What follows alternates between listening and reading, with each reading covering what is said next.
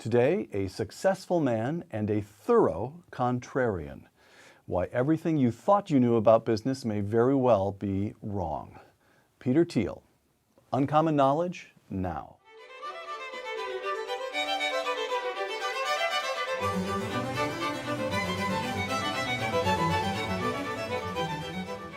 Welcome to Uncommon Knowledge. I'm Peter Robinson. A co-founder of PayPal, a co-founder of Palantir, the president of Clarium Capital, a managing partner in the Founders Fund, and the first outside investor in Facebook.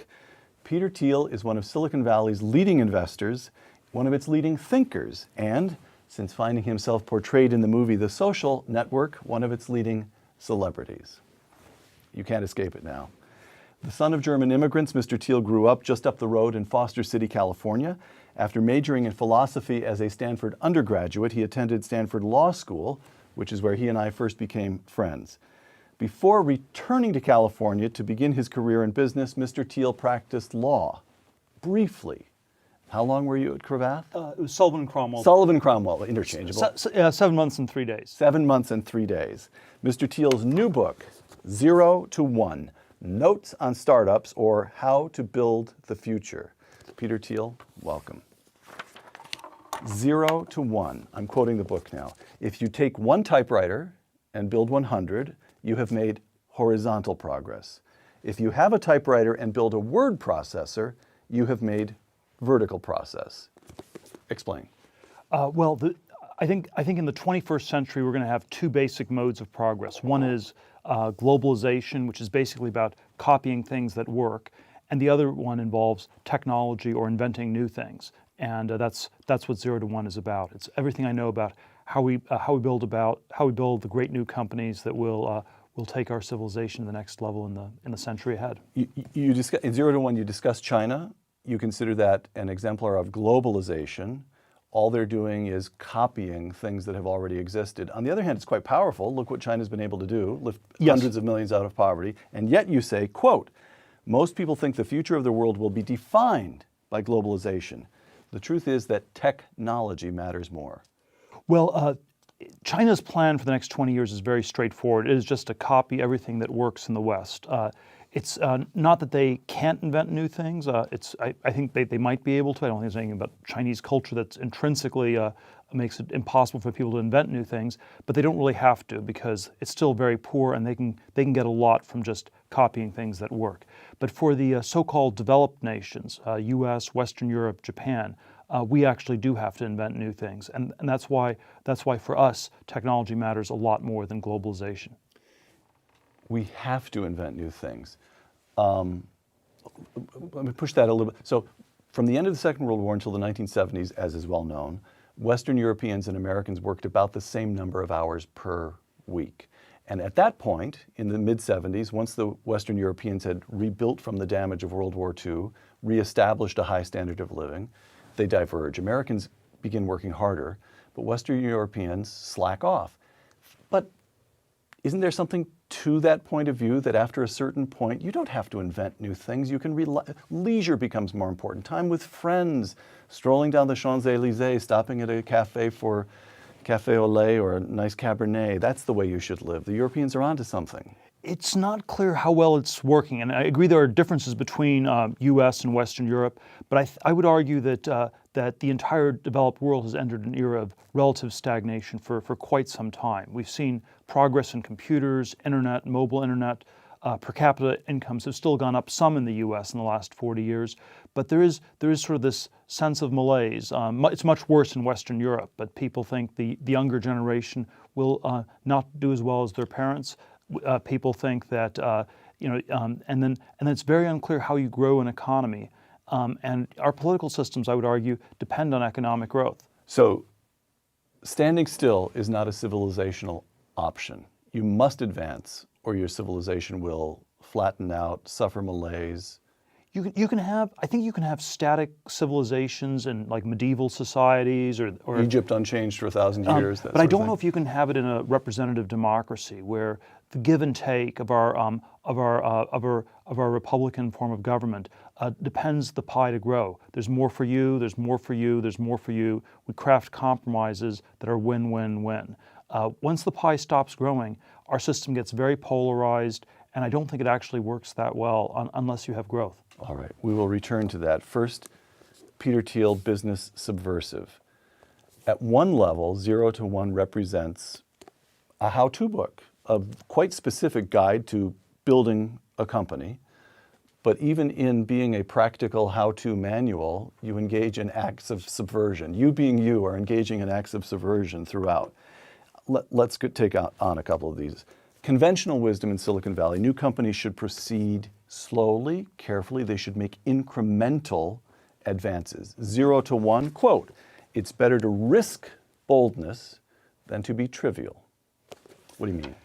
Well, there's this, the opening sentence of Anna Karenina is that all happy families are alike, all unhappy families are unhappy in their own special way. And my claim is that the very opposite of this is true in business. All happy companies are different because they found something unique that gives them a mission and that also gives them a monopoly of sorts, where they're able to charge more for their products than other people can, where they don't have to compete. And all unhappy companies are alike because they've failed to escape the essential sameness that is competition. So when you iterate, when you do things that are just incrementally better, you end up in a super intense competitive dynamic. You don't want to be the 4th online pet food company. You don't want to be the 10th thin film solar panel company. You don't want to open a restaurant, period, in probably any city in the world. And these are incredibly competitive businesses, but they're not capitalist in the sense that they do not generate capital. They don't generate profits. They don't generate capital. Capitalism works best when you do something that's very unique, very differentiated, and I think that's something people need to think through really hard before starting. 0 to 1, competitive markets. Competitive markets. Here sits one of the leading libertarians in Silicon Valley and the country. Competitive markets destroy profits. Well, certainly as an entrepreneur or founder of a company, the goal is always to aim for a monopoly. It is to do something no one else is doing. You'd much rather have started a company like Google than to have started the pizza place in downtown Palo Alto, or even like say an airline company, which is a big company, but the airline industry in the U.S. has made no profits in 100 years cumulatively because the competition has destroyed all of them. All right. So you argue, in fact, it's a how-to book. You're trying to provide concise, memorable lessons, but there's one that particularly struck me, and I wondered whether you're saying this to be memorable or whether you really mean it.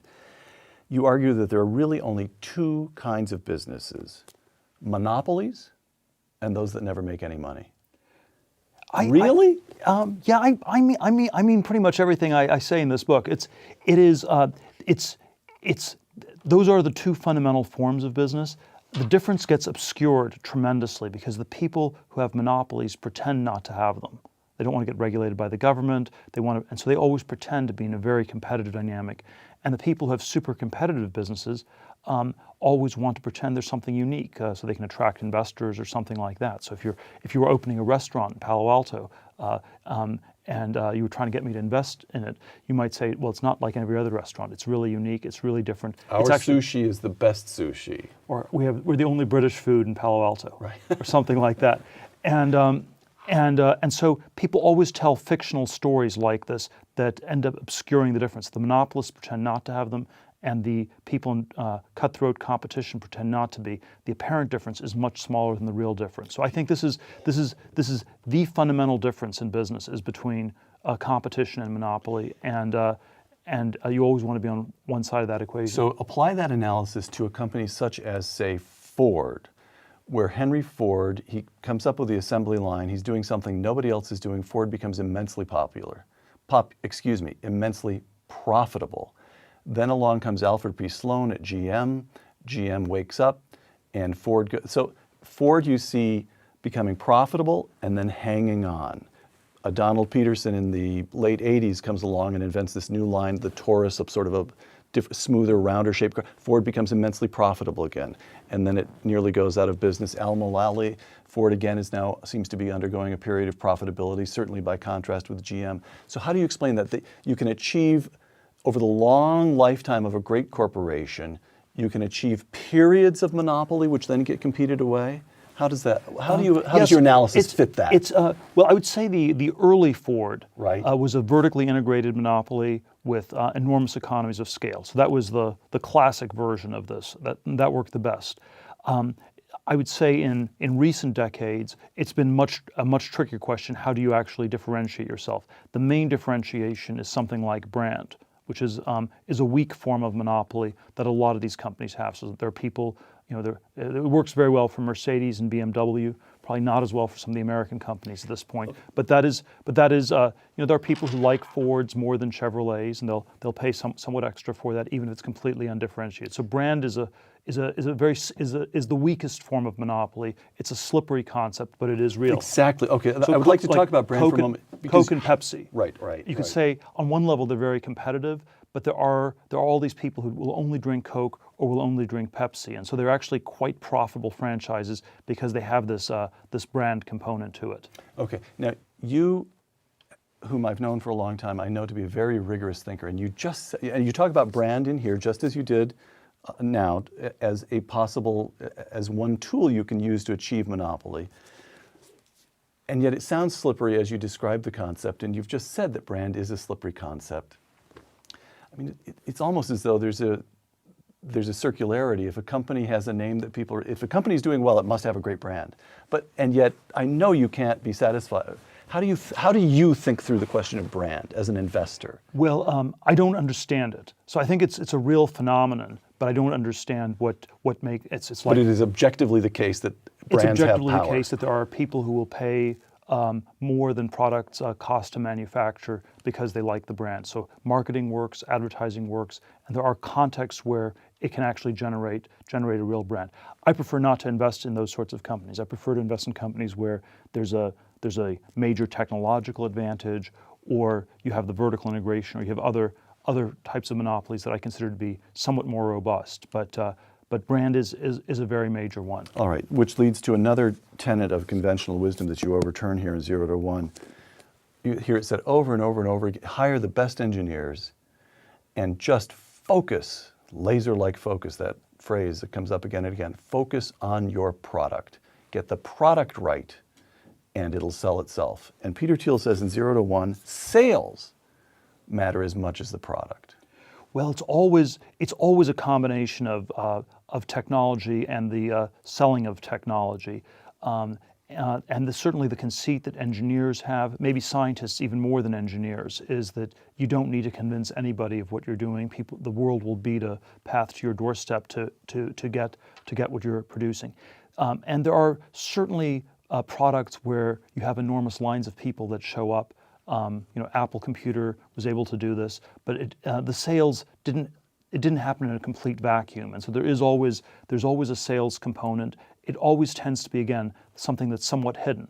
The worst salesmen are salesmen that are transparently salesmen. A used car dealer, that's the classic salesman. Right. Really good salesman, it's always unclear. So I think Jobs was a phenomenal salesman, but he didn't look like a used car dealer. So you, as an investor, if you're investing consider the earliest stage at which you would consider making an investment, must a company have sales and distribution at that stage? Or is that something that you feel that as an outside investor, perhaps you get a board seat, that can be added if the product is great? Well, I think you'd want to have a distribution plan. It's typically the component that people underestimate the most, especially if they're coming from an engineering background. Mm-hmm. I mean, if they come from a sales background, they probably underestimate engineering. If they come from an engineering background, they underestimate sales. People always overvalue what they do well. If you're a lawyer, you think the only thing that exists in the world is law.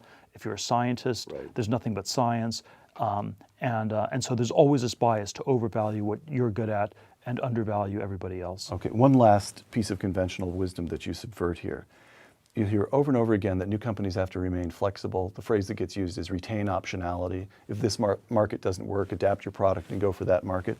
And Peter Thiel says in 0 to 1, a bad plan is better than no plan. Plan, plan, plan. Well, it's always worth thinking. How is this market going to develop? How is this product going to be rolled out? What will happen in 5-10 years with our business? And so I think these are all critical questions people should think through. This doesn't mean that you can't change your plan or you can change course, But that shouldn't be the starting point. If the starting point is we have no idea what we're doing and we'll just figure it out as we go along, that's a very bad idea. Even if it's like we're gonna, there's sort of the extreme version of this in Silicon Valley that's been tried a few times and has never worked. We're just gonna get a few talented people into a room and they're gonna keep brainstorming until they come up with a product. And I would say good ideas, good plans for business, good business plan is actually quite a bit rarer than talented people. And so it's quite a valuable thing when it comes along. Does the notion of planning apply as well to an individual's life? Are you one of those people who at Stanford Law School, when at Sullivan Cromwell, the recruiter came in and said, "Where do you want to be 5 years from now?" You had that answer ready? Well, we're generally brainwashed. Because I note that you worked for them for 7 months and then got out. Well, I would say that I was not thinking about this. And this is certainly if I had to give any advice to my younger self, it would be to think about these things a lot more. My bias was not to think about them. My bias was that education was a substitute for thinking about your future. What are you going to do with your future?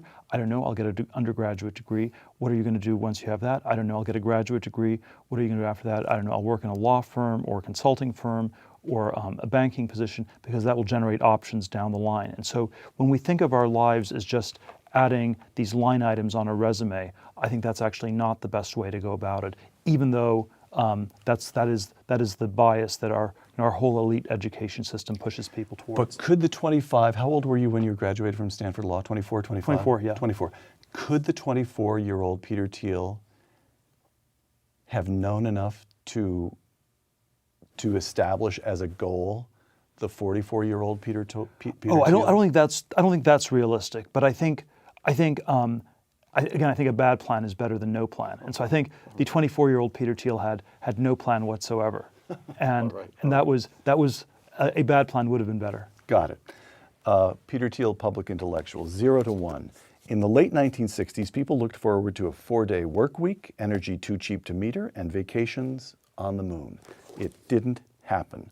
The smartphones that distract us from our surroundings also distract us from the fact that our surroundings are strangely old. Only computers and communications have improved dramatically since mid-century. Close quote. Only computers and communications, but since they affect every aspect of our lives, isn't that enough? Well, I would argue that there are quite a few other things that people were expecting to improve. There's an energy issue where we haven't really moved beyond fossil fuels, and they're getting more and more expensive. There are food production issues where you had a fantastic green revolution that's sort of run out of steam. I think there's a lot that we could be doing in medicine, biotech. We thought we were going to defeat cancer in the 1970s. We're 44 years later, not making that much progress. There are a lot of other diseases where I think we could be trying a lot harder. So I think technology has been redefined as information technology. It has a much narrower meaning today than it did 40 or 50 years ago. And so we have this very powerful but very narrow cone of progress around the world of bits, not so much in the world of atoms. And so we have this it's like this Cartesian dualism where you have all the stuff happening in this virtual reality, but the material world that we live in, not so much progress. And I think that's an important part that's missing. Okay, but isn't it the case that computer technology is now just beginning, and it will accelerate, just beginning to affect the physical world, the physical economy? Just a little patience, Peter, and you're going to see driverless cars, energy cheap enough, it's coming up. Fracking is the beginning. It's going to cause the rebirth of American manufacturing. 3D printing is just beginning. You're going to have a profusion of medical advances based on sequencing the genome and the ability to engineer new drugs at the molecular level. Just a little patience. Well, that's what people who are argued against this tech deceleration thesis always say. They always point immediately to the things that will happen a few years from now, and I certainly think that some of these things are plausible. There's no reason they couldn't happen, but I always keep coming back to this idea that over the last 40 years, it's been slower. And I think one of the reasons it's been hard to do things in the world of atoms is that it's very heavily regulated. It's hard to build a new nuclear power plant. It's hard to build a rocket. Supersonic airplanes are too loud. New drugs cost $1 billion to get through the FDA. And so I don't think there's like a natural law that says that we can't do more, but I do think there are these these cultural and political issues that have slowed us down. Okay, Lawrence Summers, former Treasury Secretary and former president of Harvard, quote, "Even though financial repair had largely taken place by 2009, recovery has only kept up with population growth and has been worse elsewhere in the industrial world than in the United States. Real interest rates may not be able to fall far enough to spur investment to lead to full employment. The presumption that normal economic and policy conditions will return at some point cannot be maintained," close quote. So Lawrence Summers is saying, not only is Thiel onto something, but he's understating the case. New normal is slow growth and stagnation. Yeah, although the place where I would part company very much with Summers is on what he would do about this. Summers analyzes this as a macroeconomic thing, and he looks at it from a Keynesian perspective where you have to increase demand. So you have to increase money printing, you have to lower interest rates even more, you have to increase deficit spending, you have to figure out ways to get consumers to borrow even more money, extend even more credit. And this strikes me as completely crazy. I mean, consumers in the U.S. are borrowing too much as it is. You know, you have all the baby boomers are approaching retirement in an actuarially bankrupt state. So it's quite irresponsible to try to stimulate demand. I have a much more classical view of the economy, where I think the only side that really matters is supply, the overall productivity of the economy. And so we have to ask, why is it so hard to make new things, to create new things? And I think that doesn't have so much to do with what Bernanke or Yellen are doing at the Fed, and it has much more to do with the micro regulations that drive microeconomics, that drive the supply side. You sound like Ronald Reagan as adjusted for some experience in Silicon Valley. Will you accept that characterization? It's close, although I think in our time, marginal tax rates aren't as important, right. And I think the regulations are more important. Okay, all right. Which leads us to Peter Thiel and the United States of America. Education. You yourself attended Stanford as an undergraduate, then you went on to Stanford Law School, and in recent years you have been scathing on the topic of American education. And in fact, you've founded the Thiel Fellowships to entice bright kids to drop out of college and start their own companies. You've said that we're in an education bubble. And a bubble means that there's unreality involved. People are buying things that aren't real somehow. And yet, Peter, American higher education is such that students from around the world are clamoring to get into Stanford or Harvard or name any other, really at quite a low level into the ranking tables, you'll find foreign students trying to get into American schools. Explain. Well, we have a bubble in education, just like we had a bubble in housing in the last decade or in internet stocks in the 90s. It's reflected in the fact that people are spending more and more. The colleges costs have gone up by 400% after inflation since 1980. You now have over $1 trillion in student debt. And even though in many cases it still is somehow, it makes sense for people to do it because they get this credential that's so important for all these other things, it is a somewhat parasitic system. You know, it's like a very, very expensive IQ test that's being administered, where an IQ test would cost $25. Harvard education costs $250,000. And so yes, once you have that credential, you get a better job, but it's an incredibly high tax that's being extracted.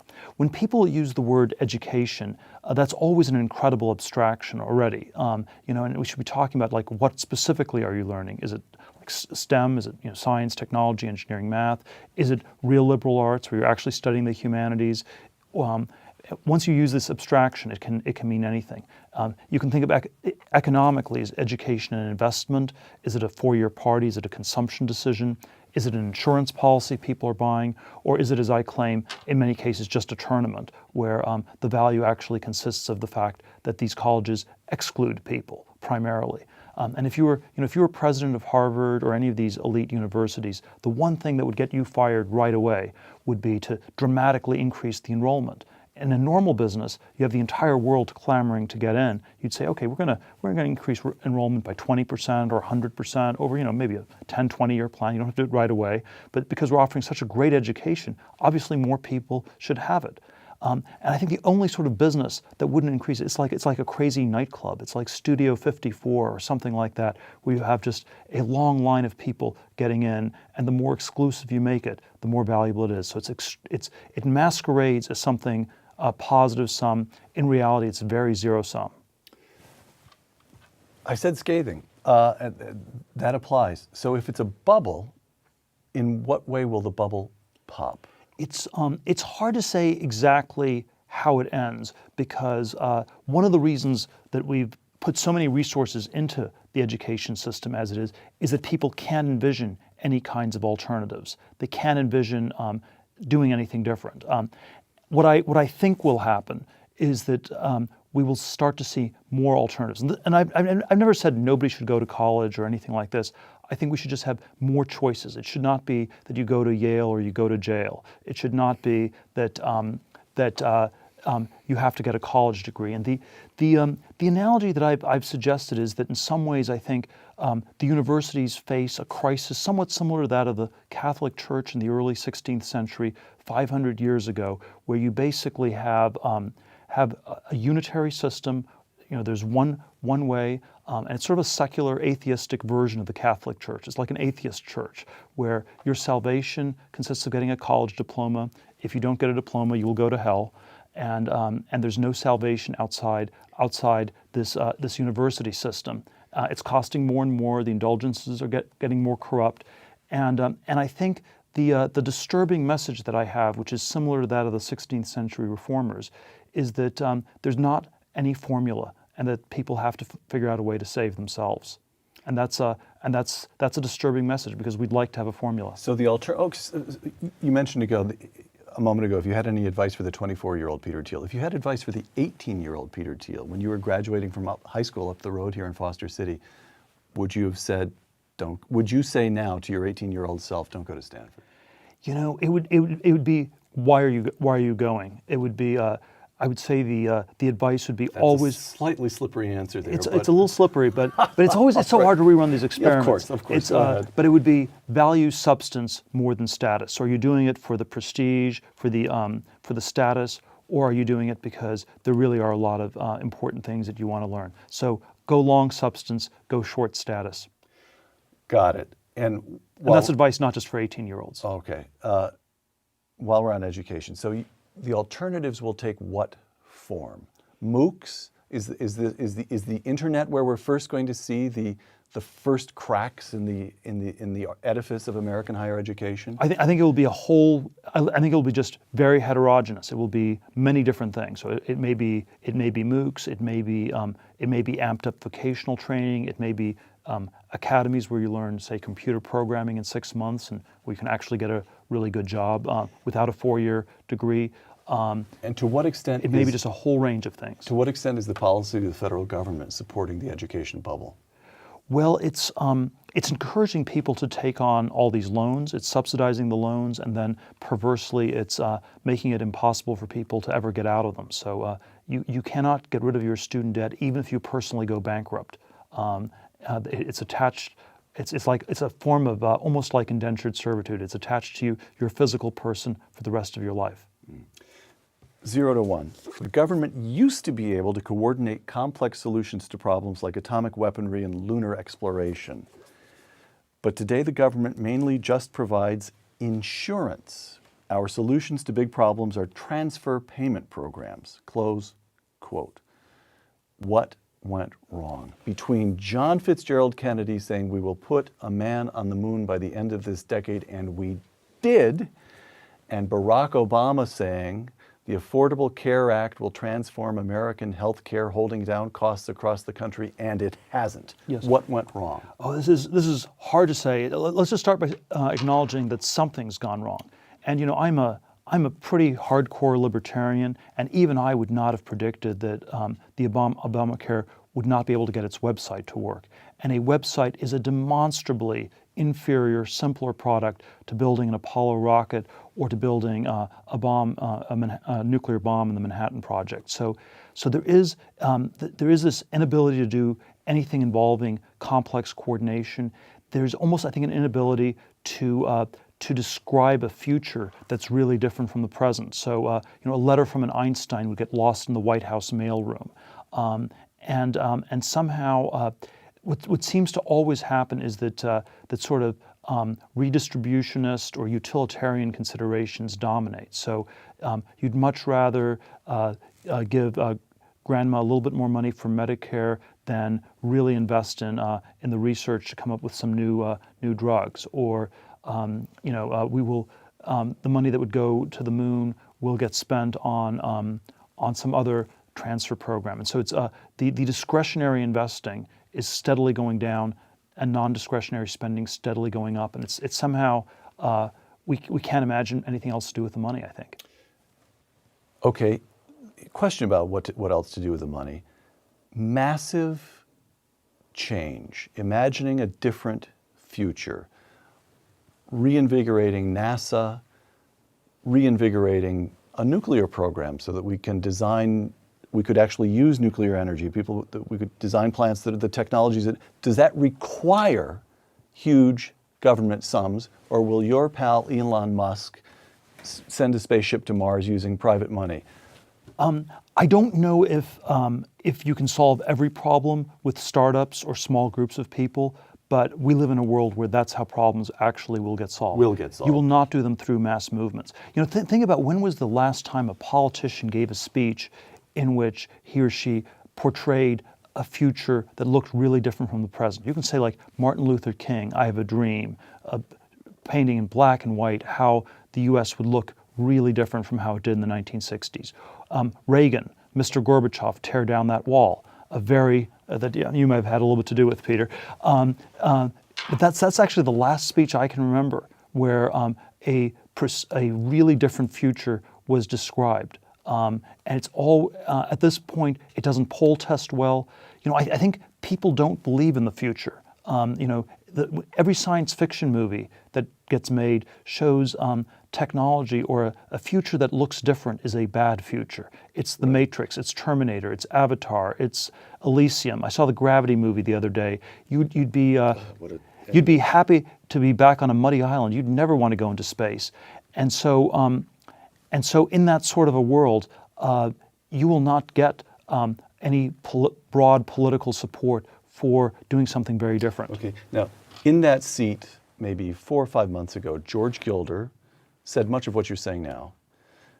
And he said all of this the economy, growth, all of this could be fixed very fast if we elected a government which would address, George still believes, I think, a little bit more than you do in marginal tax rate, the importance of lowering marginal tax rates, but certainly he would agree with you on the need to roll back regulation. If we could do that, the economy would recover very fast.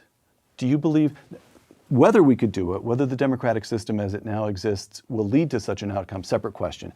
If we had such if you could make Rand Paul president of the United States tomorrow and fill both chambers of Congress with libertarians, would the economy recover fast? We have to always, thought experiments are always dangerous because you sort of get into very, very speculative territory. So yes, I think there are political things we could do that would be better or that would be worse.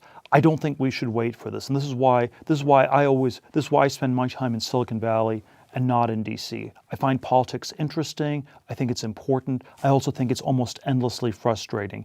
And so what's critical is to actually figure out what can you do today without waiting for political reform. And there's some things that you probably can't do, but I think there is still a lot that people could do. And we shouldn't always blame the gridlock and blame the regulations, even though they make things worse. Okay, you spend your time in Silicon Valley because you are you. You are not suggesting that every bright student at Stanford and across these universities we've been talking, that everyone should turn his or her back on the system and just concentrate. You don't want to lead a libertarian revolution which involves simply ignoring as irrelevant or contemptible the basic structure of the United States of America. Well, I don't think that there's a unitary thing. So I don't think everybody should be an entrepreneur. I don't think everybody should be a computer programmer.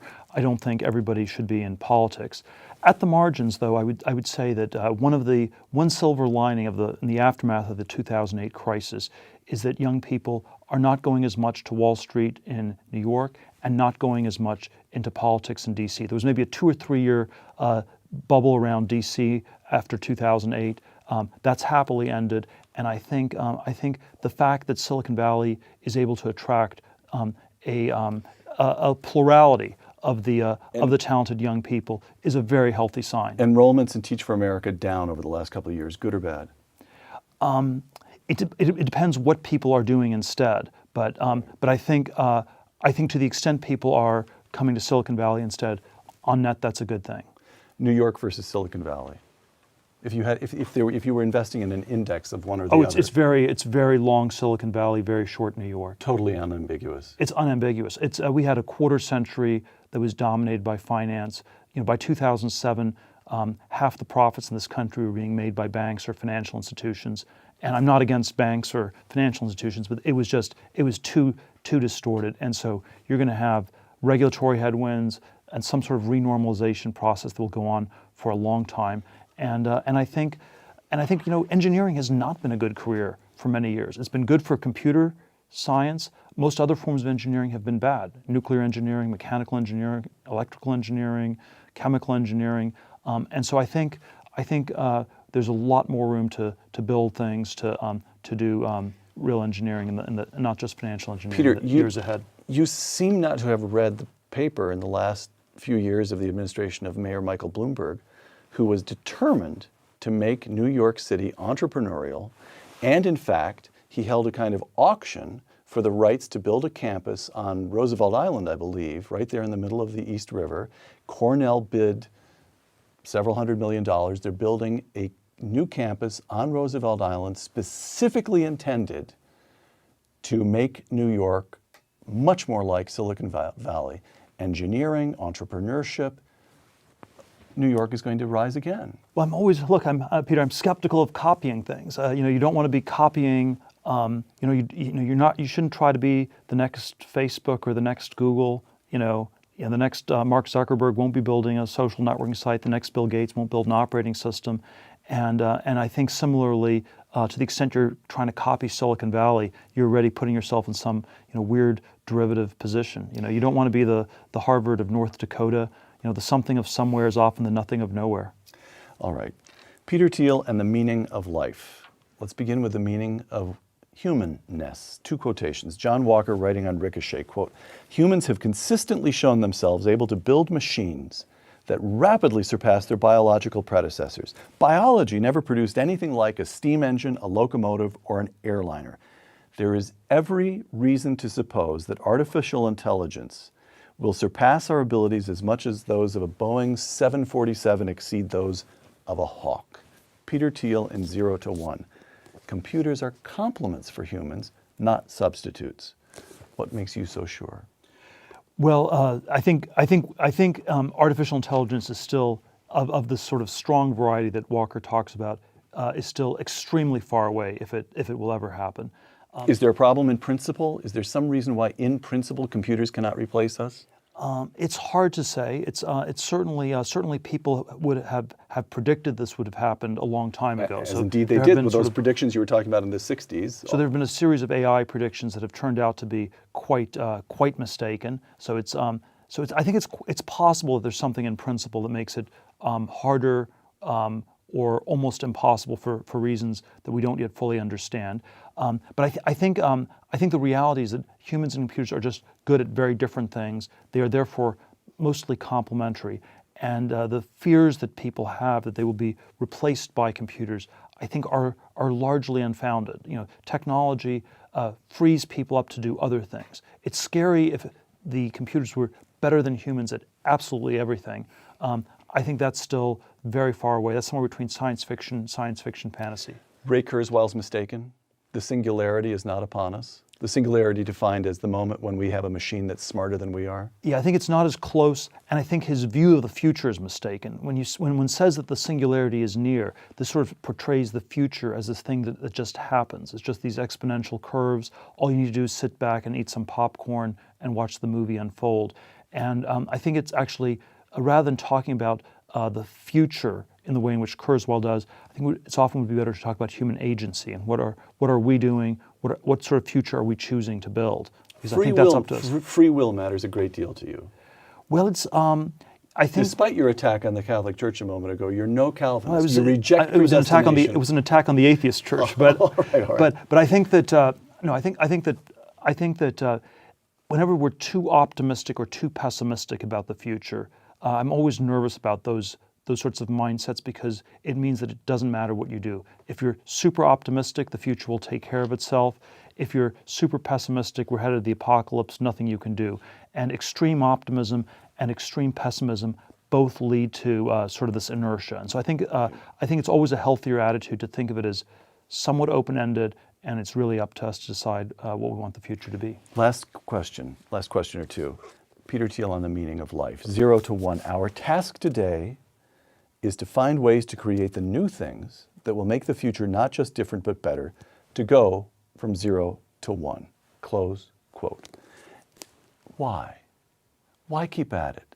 Surely you're not suggesting that we just, in a kind of simian overactivity, seek to acquire more and more material goods, more and more gadgets, smarter devices for the sake of smarter devices. Well, I'm not a techno-utopian. I do not believe that technology is an absolute good. I think there are technological innovations that could be quite problematic. You can certainly cite nuclear weapons as one such innovation. But I don't think that there can be a good future in which we do not have technological progress. We have 7 billion people on this planet, and you can't go back to a Garden of Eden. You can't go back to some sort of pastoral Neolithic existence. Okay, go ahead. So we have gone on this science technological trajectory, and having gone as far as we have to try to go further. So there's a difference between saying 0 to 1. I'm making this up as I go along, so I'm sure I'll just be ham-fisted in trying to draw this distinction. But there's a difference between saying, lead your life this way because it's fulfilling. It's simply, you talked about the humanities, the real you studied philosophy. The Greeks had an idea of excellence, the well-lived life. This is one path to a well-lived life. That's one thing you seem at moments to be saying. And then you seem at other moments to be saying, we are in the most terrible jam. We have 7 billion people. We're stuck with democracy. And the only way out of this jam is right here, baby, whether we like it or not. We need technological innovation to get out of this jam. I don't see the contradiction. I don't see the contradiction. I think. Look, I think we could be doing a lot better than we are. It's important for us to be building these technologies. It's not incompatible with people also reading Goethe or Shakespeare or Greek philosophy, and so I think you can do both. But I don't think there can be a good future without more scientific and technological progress. And this has been a motor that has driven Western civilization for the last few centuries. It would be a crazy thing for us to give this up. It's part of what's made our civilization so extraordinary, and I think to give it up would represent an incredible decline. Last question. Clayton Christensen, the famous Harvard Business School figure, he had a very serious health problem, and since then he's taken to ending his class each semester by putting a couple of questions on the board. Now, up until that moment, he's talking about business theory. But on the last day, he now puts questions that include these. How can I be sure that I will be happy in my career? And how can I be sure that my relationships become an enduring source of happiness? Now, you may want to reach over the table and slap me for trying to end on a sappy note. But how do those questions about personal happiness is the word the man uses. I'm not going to try to better Clayton Christensen.